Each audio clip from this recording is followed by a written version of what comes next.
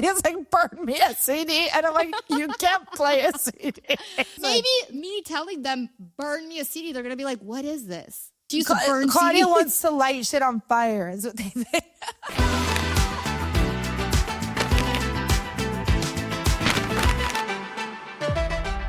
Hi, everyone. I'm Luciana. I'm Claudia. And this is Where We Land, a podcast about immigrating and multicultural identity. Before we begin, don't forget to send us your questions, opinions, or stories about immigrating to the U.S. by writing to us at wherewelandpod@gmail.com. Okay, so what are we talking about today? Today, our topic of the week is cross-cultural music. So if you were born outside of the U.S. like us, then you've probably loved an artist, group, band, singer that was like extremely popular in the region that you grew up in, but no one in America had ever heard of them, right? This was even more common back when we were little kids, like throughout the 90s, right? I remember, for instance, when it was the early 2000s, we were living in Peru, and the song, which now Americans know, but they didn't back then, called Murder on the Dance Floor by Sophie Ellis-Bextor.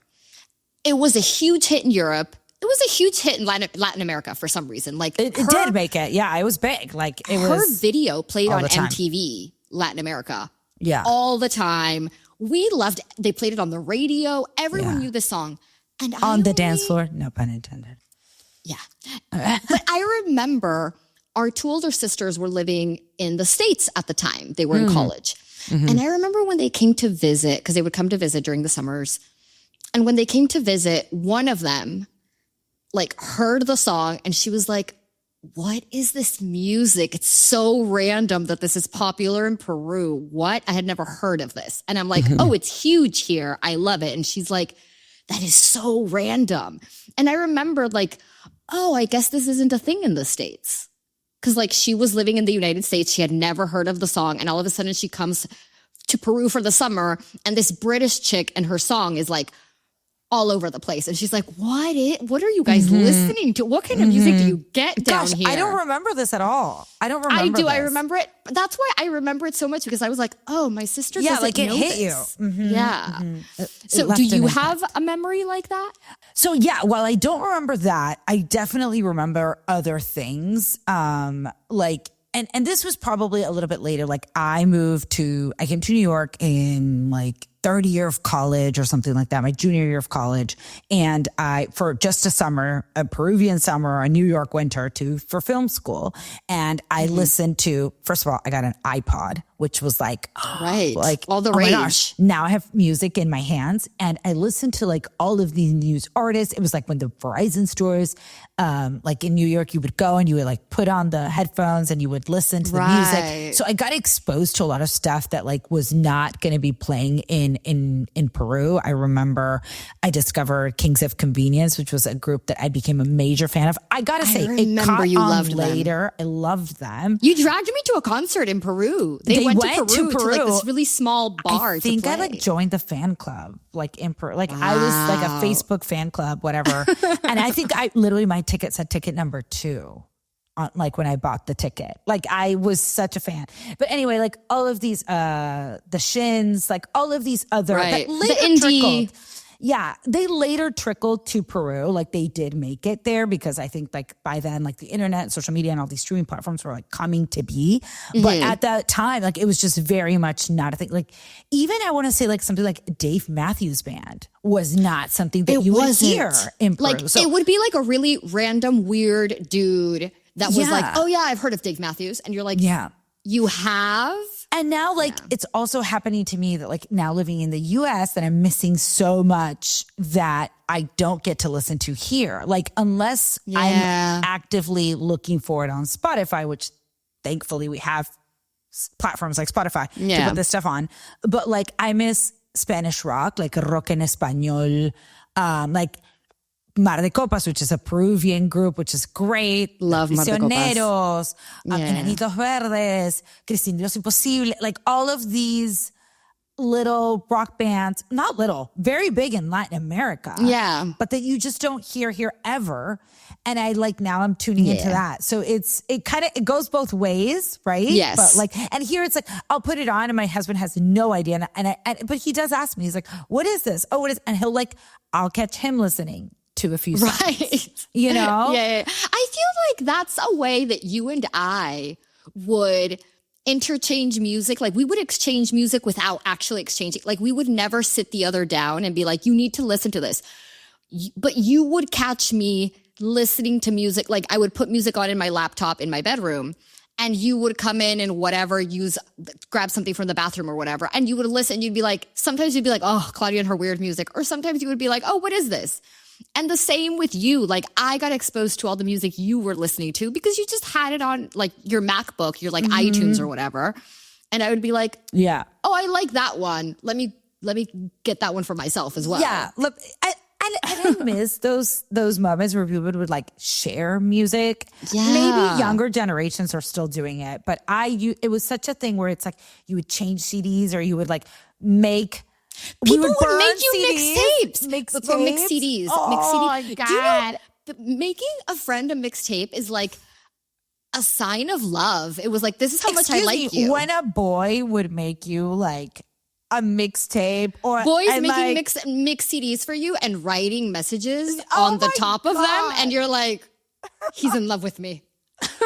So and it's like, I have his heart. And you're dissecting the meaning, the lyrics. Why did he add this song? Why did he include this one mean? And then you had in Peru, because like in Peru and I think in Latin America and so many other countries, when you go to parties, you actually do dance boy girl like most of the time. It's not you're not really dancing with you. So when you would be like pining that a guy would ask you to dance like the song that you were listening to. A specific song. Oh my God, so fun. That is a whole thing you had to navigate. It was like, who am I going to dance that song with? And not only that, like there were if you were interested in a guy, but this other guy is asking you to dance, and you're like, and if it was like a really like, if it's like reggaeton or something, and some guy you don't know that well is asking you to dance, you're like, pass, right? No, thank you, sir. Yeah. I don't know if you know, but I'm pining over that boy over there, and if he sees me dancing with you, reggaeton. I thought the gossip had made its way around that you would know who I'm interested in, but bless you for trying. Some guys were oblivious.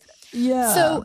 So growing up, that was definitely a thing of, well, we have all these artists that we love in Latin America and no one in the States has ever heard of them. Yeah. And then of course, when we were very little, we were living in the United States, and we also got exposed to all this American music that when we eventually went back to Peru, it was hard to connect to some of the kids. I think we've talked about this before because we were lacking that same cultural like keystones, right? So there were artists in America that we loved, that music that I would listen to all the time. And my friends just had not only no idea who I was talking about, but like you said, there was no Spotify, there was no YouTube. I couldn't just Google the song and be like, here, listen to it. There was no way for me to show them the music that I liked. Yeah. And to be honest, we didn't have a super robust CD collection when we moved at age 12/11. No, I think the only CDs I had were like Backstreet Boys and Spice Girls. Yeah, I think that's it. I think you had a Chumbawamba CD. I remember that. I don't know why I remember that. I had the Chumbawamba CD. But for example, we weren't avid listeners of country music, but our older sisters were. We grew up in Visalia, California. Yeah. There were a lot of Dixie Chicks, Garth Brooks, like that we would listen to. And we knew those songs. Tim McGraw songs, yeah. Yeah. And, those were definitely not being played in Peru. So no, and there was no way of like telling your friends, oh yeah, I listened to this. And they'd be like, what is that? And you're like, country music. And they're like, what? There's no reference in Peru for country music. There wasn't back then anyway. I think there is now. Maybe there was like one hit song that would cross over and make it, but it was mostly like, it was rare. Maybe I'm trying to think if there was one country music song that did that. Because for sure you would, like Spice Girls was universal. Of course. Backstreet Pop Boys. is listened to, I think, everywhere. Yeah. But I remember country music and rap was just, Peruvians weren't. And also some of the grungy, like the Freshmen. And I mean, obviously Wonderwall made it everywhere. I think people in Peru knew of Pearl Jam and they knew of Nirvana. Yeah. But that was it. Like kind of it. Didn't really know all the like other little bands that were also part of the movement, right? Even though they weren't little, but for Peru, you either had to be massive or you weren't going to reach Peru. Yeah. So for us, we're like, oh, all those other little bands that were huge in the US, just like. Yeah. Yeah. And I think that like, okay, so we experienced that for sure when we're young in Peru and like missing all of these American tunes and stuff. And like then LimeWire makes an appearance and we're able to act like the internet, social media gives us more access to again.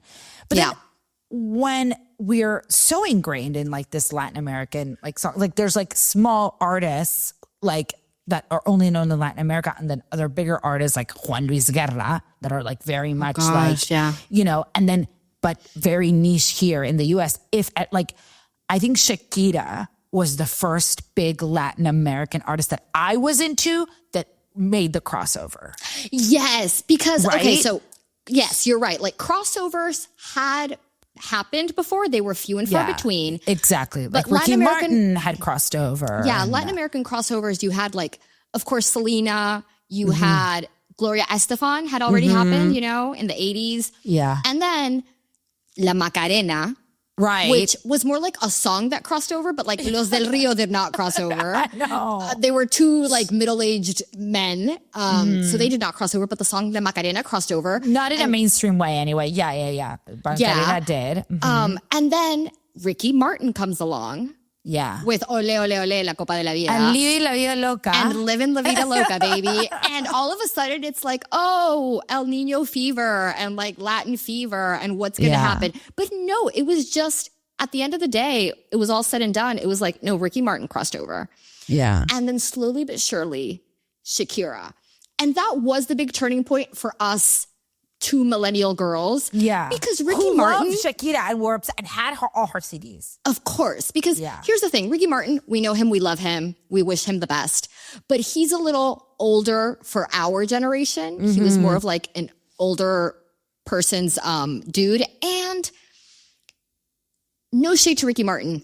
He wasn't our best export. It's not like we were all, oh, if anyone's going to make it, it's going to be Ricky Martin. We were like, no, we had other faves. And I don't know if that's purely generational or what, but I remember when he crossed over, I was like, huh, look at him go.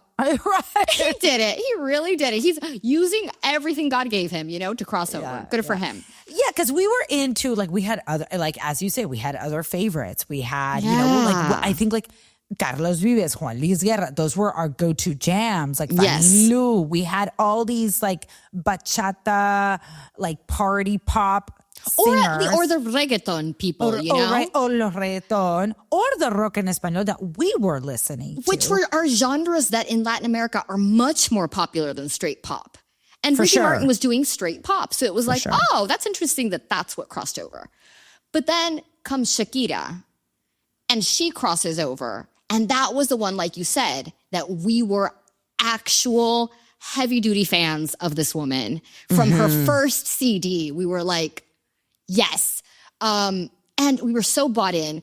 And she crosses over. She does her English-speaking album. We're like, go, Shakira, sing in English. Do it. Do whatever you got to do, girl. Service? Was it that one? Laundry Service. That was the name. Underneath Your Clothes. Underneath her. Oh, my God. It was so good. So good. Whenever, wherever. I had Shakira songs were multiple ringtones of mine. Like multiple. You know, we had ringtones. You had to buy we those would pay things. for, I saw a meme the other day. Remember we would pay for ringtones and now our phones just live in silent. And I was my like, God. yes.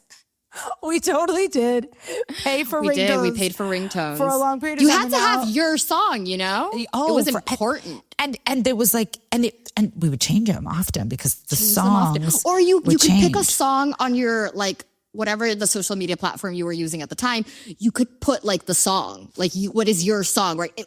Music was so important to our identities. It was so important to our identities. Song lyrics were like deep. Your mood, your vibe. You could communicate. I just broke up with my boyfriend if you picked the right song lyric. Yeah, I'm getting over someone. They just cheated on me. My time. Yes. You were saying so much through song lyrics. You were saying so much. And actually, so I think like in talking about crossover, obviously why Ricky Martin? Why Shakira? Why can some people make it? I think pop or being something that like very transferable is Yes. obviously a big thing. Like pop is Yeah, gonna be a thing. So why are these like Funny Lou, who was like, I would listen to him, like would want to, and had gone to concerts of, but it's still like not something that it's gonna maybe resonate with absolute everyone. Pop, everybody, you know, I mean, we see it in like huge, like Taylor Swift, we see Beyonce, Universal, Madonna artists, right? Yeah. But also I would say, and I was talking about this the other day with someone who was like, why do you think certain artists like just really like just grasp a whole entire generation at times or multiple generations? And I think that they are talking like Taylor Swift and Shakira. Like Shakira had this song last year that she won the Grammy for, her anthem, the one about her breakup, about her being cheated on. Yeah.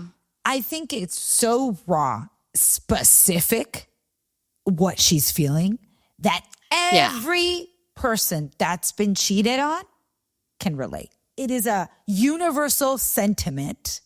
Everything, she describes exactly everything she felt and all of that you just feel like that song is to you, and it's exactly about that moment in time in your life. And so therefore it is your anthem. I feel like these songs have this universal power because they become like anthem for people. And I think Taylor Swift has captured that about heartbreak and heartache and falling in love in such a way that like no other artist has.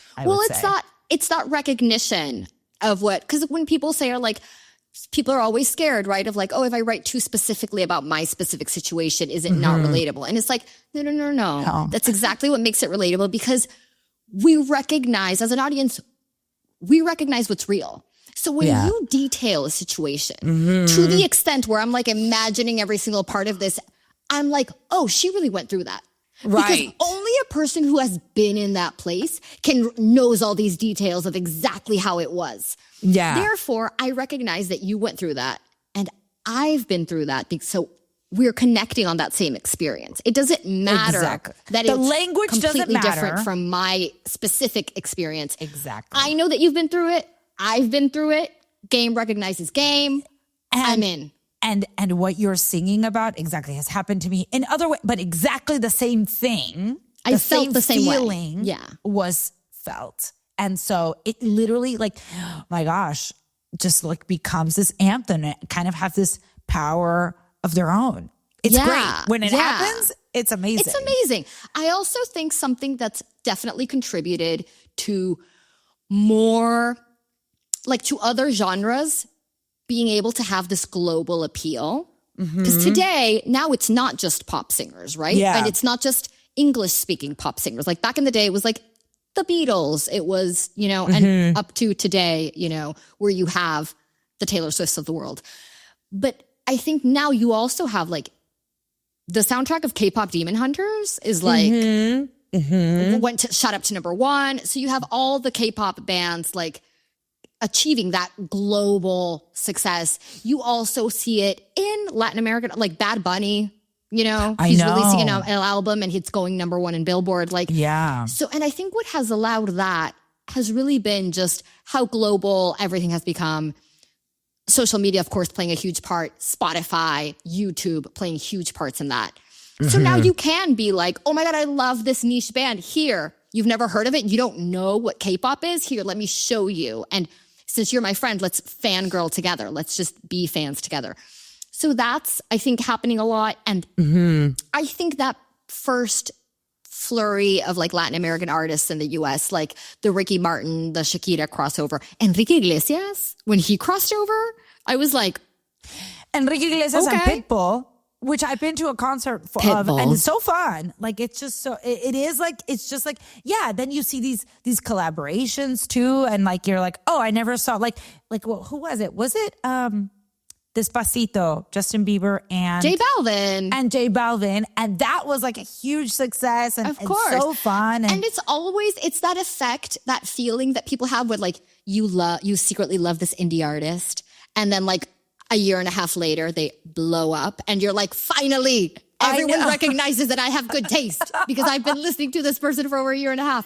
That is how I same felt when Kings of feeling. Convenience played in Lima, Peru. That is how I felt. Of course, even though only like 5 people went, but still. It was so good. I'm It was sorry, such a the good venue show. It was such a good show. packed, Kings of and it was Convenience. great. If you like sad boy music, Kings of Convenience is the band for you guys. But I did want to say also, like, I was actually listening to an interview on Armchair Expert with Luke Combs, where he was talking about actually, you know, kind of just like how like the streamers have like, you know, you're in like, so many people listen on Spotify. Like radio is not really just a thing that you just tune on and like, oh, let's see what we play. Like you're going to be in a finite, and I really related to this. I'm going to be in a finite amount of time in my car. Like I have a 25-minute commute or a 20-minute commute. I want to listen to what I want to listen to. I'm not going to chance it.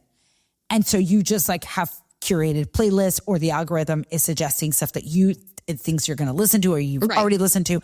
Therefore, your discovery of new music maybe is lower.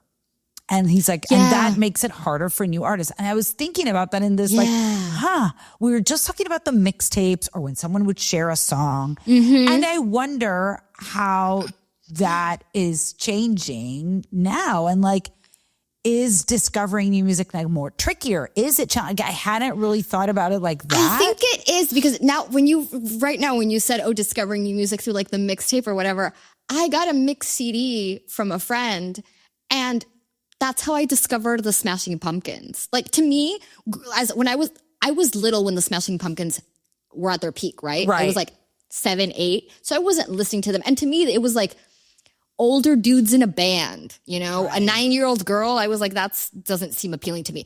And this dude put a Smashing Pumpkin song in this mix CD, whatever. And I was listening to it and I was like, oh, I like this. Who are these people? Because being a dude, he just wrote things on the thing. He didn't write what the songs and bands were.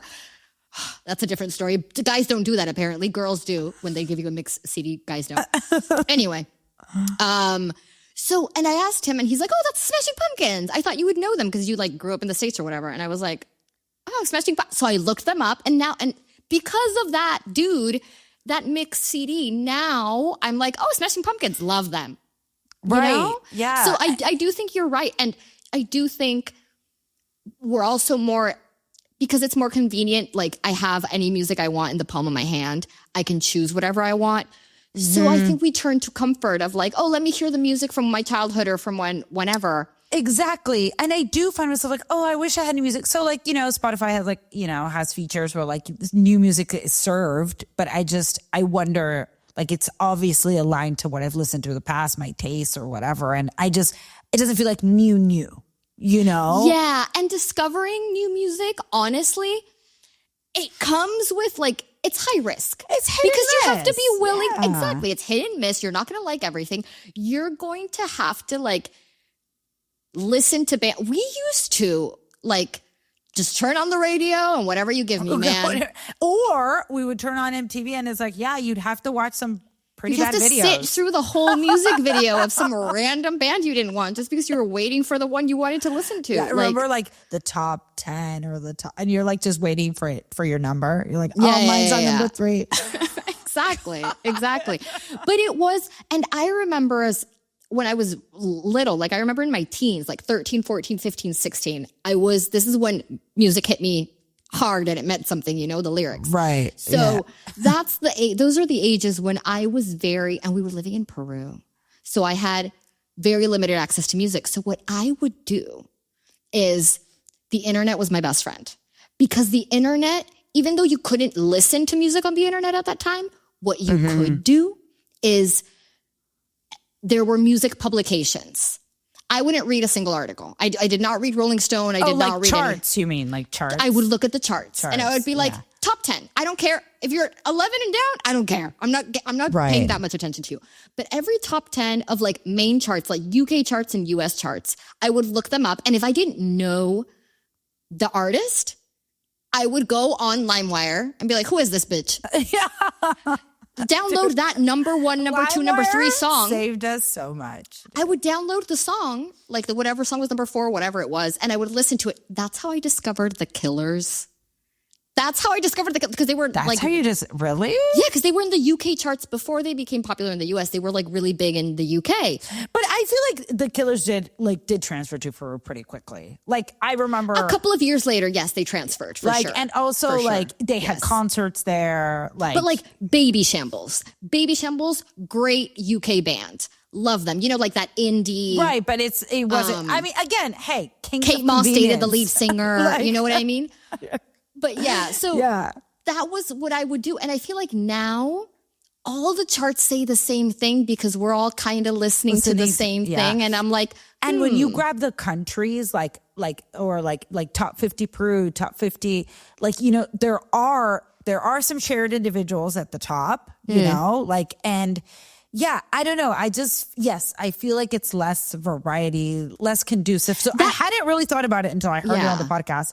And I mean, obviously he's like in the music industry, very successful. So he was talking about like, it's an interesting time, it's changing, and this is harder for newer artists. Yeah. And I feel like that curation is something because I feel like radio stations, it's a business, you know, they have to like make money somehow. So they're not that job of curation of like, let me show you something you've never heard. Like for a radio station to be like, let me show you something you've never heard. Not what you want to hear. Something you've never heard. Come on. That's a risky move. So of course they're not doing it. And it's already, and I guess I miss that curation. I would love someone I to guess be like AI, you could use AI to do this, right? I don't trust AI to proofread my like script. You know what I mean? You probably have to like work on feeding it a little bit more. And I don't know, but I feel like, for sure that'll be something, but I wonder if it's going to lead to actual new discovery. I guess like it's just kind of, it's shifted and I don't know what the end result is going to look like. It's certainly not going to be the burned CD and the friend downloading the music on their iPod. Burn me a CD. If you love me, burn me a CD. Okay, the last thing I have to say about cross-cultural music is that there is a part of our relationship to music that we had when we were living in Peru that I haven't really found here in the States yet. Which is, I think our relationship to music in Peru was very connected to Peruvian culture, Peruvian identity, like Peruvian folklore almost. Yes. If I listen to a marinera, it moves my soul. It speaks to me. I want to dance. Give me a handkerchief. Like you just feel a little proud. Yes. And you enjoy that music in a cultural way that you feel connected to your country. The same thing, like if I hear a valse that I know, I'm going to want to sing along. Like there is just that connection to our culture through our music. And I think in the United States, because it's such a beacon of the music industry, and so much of the internationally known pop music comes from the US, you kind of have to search for that kind of music here. Because it does exist. There are like more regional sounds or more like genre specific things that do relate to American culture. Like you see that a lot. Like Kendrick Lamar, he's obviously a representative of that to so many Americans, right? But I still enjoy that more of like I'm listening to this other culture. And oh, wow, isn't that great? Isn't that connection? But that connection of like, oh, my culture, I still feel that with specific Peruvian music and specific Peruvian songs. Música criolla. And you know what I would say that kind of like move, like just like internal flutters with hymns, like with national anthems. Oh, like, really? I do think that there is something moving, maybe not hearing it. I guess if you're listening to just like a beautiful rendition of a national anthem, I think a beautiful voice can be moving no matter what they sing. Like they could literally be singing Twinkle, Twinkle, Little Star, and they have a powerful voice. Kelly Clarkson could pull it off, you know? Yeah, like, you know. But I think that there is something about like, you know, usually you'll see it like in the Olympics. I'm thinking about like the Olympics where it's like there's so much pride in what's being represented. And I think those can be very moving and you feel for sure a tie. Like like my heart does get a little bit wider when I hear the Peruvian one and when I hear the American national anthem too. Like the Star Spangled Banner on like, and the US team is there. Like there is something moving in the same way that like when Peru played in the latest soccer cup that it went to, when you hear a whole stadium singing, like I was singing in my living room. Yeah, that's very true. That's like very alone true. in front of the TV, literally. Yeah. So it is because it brings out all the patriotism. That's very true. Yeah. That's very true. When you first said national anthems, the first image that popped to my mind was like Casablanca, when they stand up at the bar and they sing the Marsellesa in front of the Nazis. God. And I was like, is that what she's talking about? I'm going to cry. That scene is so emotional. Okay, it's time for our culture clash flashback. And this is something we've talked about in the past, what I'm bringing for you today. I want to talk about punctuality. We've talked about end times and how that was such a big culture shock here in the US that they include end times. But punctuality and just like time, the correct time, the appropriate time to show up to an event is just it's so layered.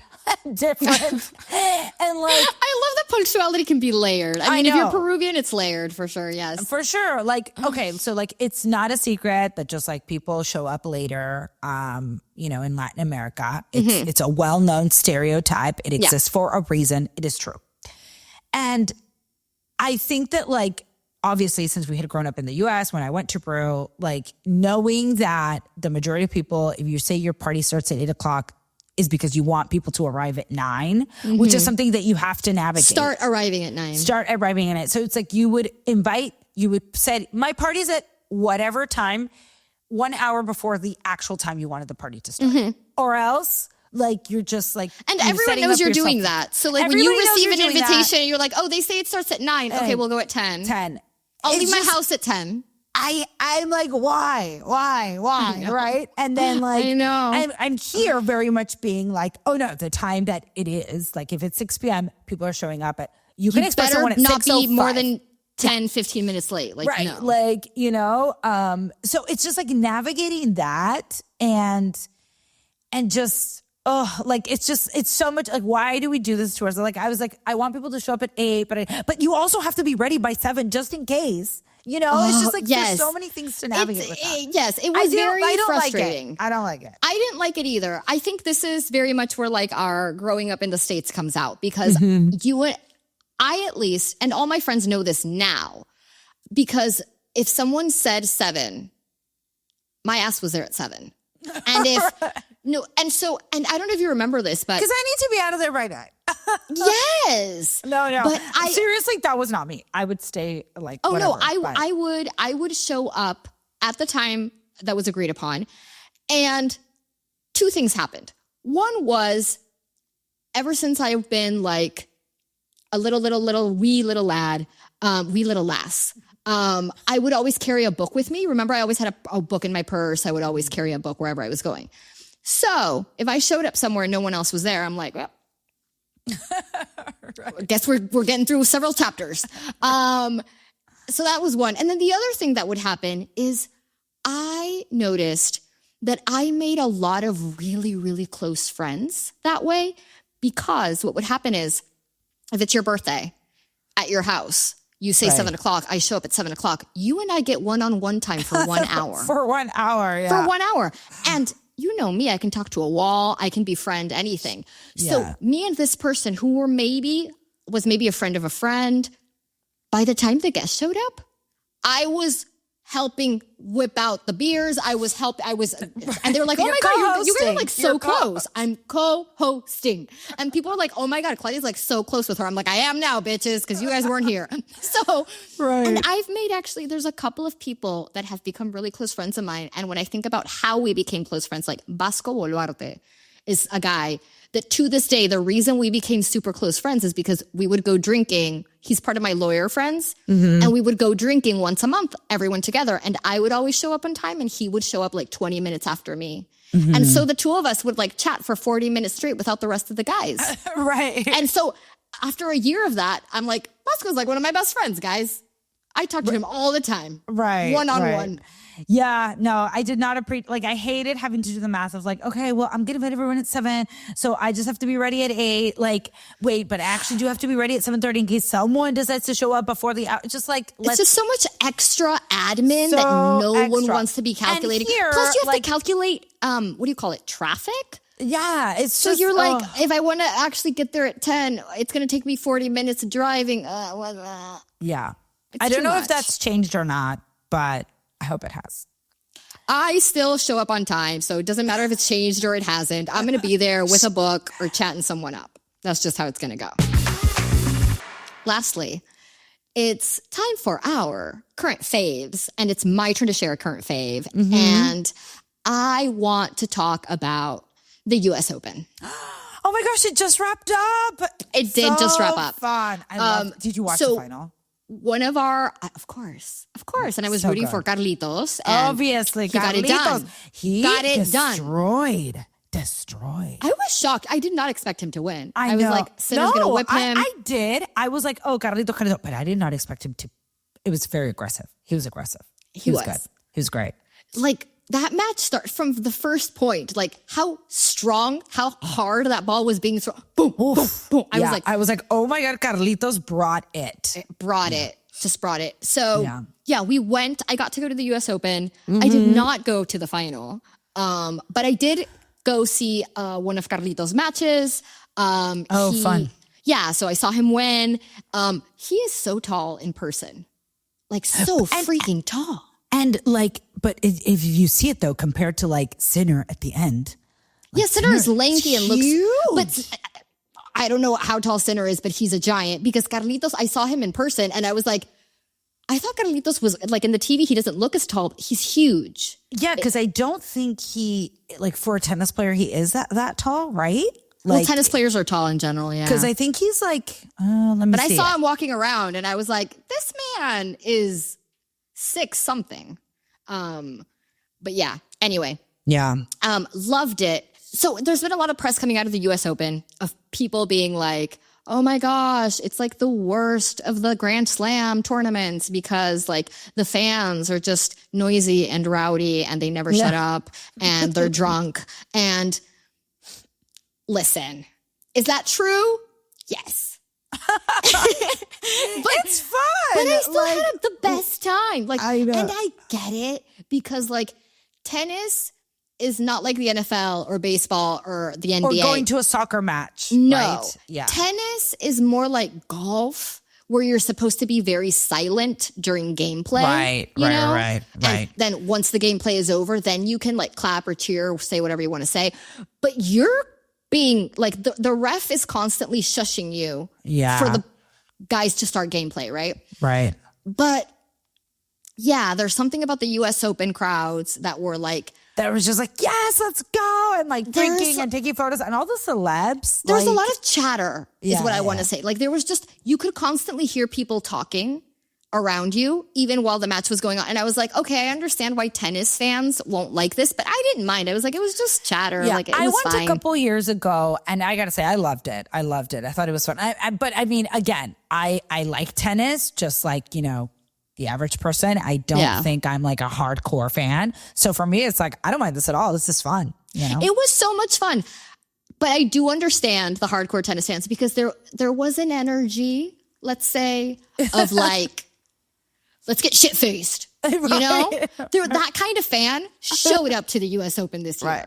And so there were like guys carrying like cups and cups and cups of all the drinks they had. And they were just walking around like, yeah. And you're like, that's a different type of energy. That's more like a tailgate energy, you know? But welcome to the US Open. Let's watch some tennis. Yeah, so I so like fun. that energy. It reminds me of college. So I was like, this is fun. Like, I don't see the harm in it, but I understand why like a Wimbledon attending tennis fan would be like, what is going on? Why are we like going so hard, day drinking? Like you want to remember the match, guys. You want to remember the match. Yeah, but it was a lot of fun. I liked it. There's one thing that annoyed me and it was not the fans. The one thing that annoyed me is that no one can pronounce Carlitos' last name correctly. Carlos Alcaraz. Yeah. How do they say it? It's Alcaraz. That's how What you do say they it. say? Alcaraz? No, you would think that's how they said it with the American accent. They say Alcaraz. Like Alvarez, they say Alcaraz. And I'm like, it's not E-Z, guys. It's A-Z. Oh, I didn't catch this. Like, well, I heard it the entire game. game. I heard it the entire time. It's like Alcaraz, Alcaraz, Alcaraz. And I'm like, it's Alcaraz. Like with an American accent, Alcaraz. Like, right. And I get so frustrated because I'm a Formula One fan and people are pronouncing Charles Leclerc correctly. You know, we're saying Timothée Chalamet. We're saying everyone's name correctly and we can't get Carlitos Alcaraz. What is going on, guys? Come on. Maybe he doesn't care. Who knows? No, he probably doesn't. I care, is what I'm saying. You know? Get the Latin American people, Spanish people, the Hispanic people. Get our names right. Come on. He's number 2 in the world. You can't pronounce it? Is he one now? Is he one after yesterday? I think I he's have number no one idea. now. I did not check. I think he's number 1 now. So I think like that was the thing. They were playing for the title and then also would be number 1 today. Well, with even more reason, you know? Learn his name. Learn his freaking name. Not that hard. Well, that wraps it up for us today. Subscribe to our YouTube channel so that you don't miss another episode, and check us out on Instagram at Where We Land Pod. Hasta la vista, babies. Ciao, ciao. At Where We Land, we know that some immigrant experiences are harder than others, especially for those in the margins of our current legal system. So if you would like to help, we encourage you to support organizations that provide services for immigrants and champion their rights. You can find a list of organizations in the show notes.